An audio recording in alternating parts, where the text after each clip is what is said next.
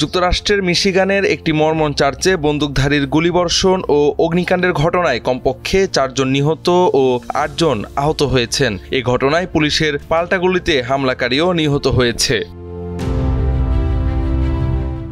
স্থানীয় সময় রোববার সকালে মিশিগানের ডেট্রয়েট শহর থেকে প্রায় 96 কিলোমিটার উত্তর পশ্চিমে গ্র্যান্ড ব্লাঙ্ক এলাকায় যিশু খ্রিস্ট অব ল্যাটার ডে সেন্টস চার্চে এই হামলার ঘটনা ঘটে। স্থানীয় পুলিশের বরাত দিয়ে বার্তা সংস্থা রয়টার্সের প্রতিবেদনে এ খবর জানা গেছে।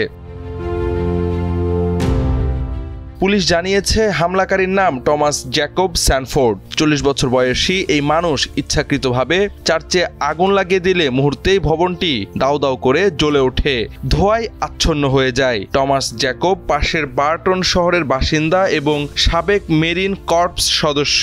হামলার উদ্দেশ্য এখনও পরিষ্কার নয়।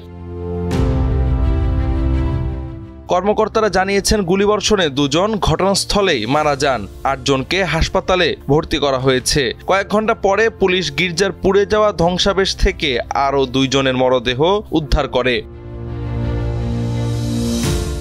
গ্র্যান্ড ব্লাঙ্ক টাউনশিপ পুলিশ প্রধান উইলিয়াম রেনিয়ে এক সংবাদ সম্মেলনে বলেন, কিছু মানুষ এখনও নিখোঁজ রয়েছেন। স্যানফোর্ড যখন গাড়ি নিয়ে গির্জায় ঢুকে পড়েন তখন সেখানে কয়েকশো মানুষ উপস্থিত ছিলেন। ভবনটি এখনও পুরোপুরি তল্লাশি শেষ হয়নি, সেখানে আরও হতাহত থাকতে পারে।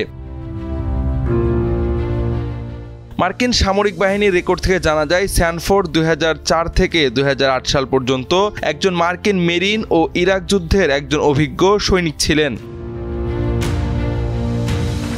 মার্কিন প্রেসিডেন্ট ডোনাল্ড ট্রাম্প এই হামলাকে খ্রিস্টানবাদের ওপর আরেকটি লক্ষ্যভিত্তিক হামলা হিসেবে উল্লেখ করেছেন। তিনি বলেন, FBI এখনও তদন্তের নেতৃত্ব দিচ্ছে।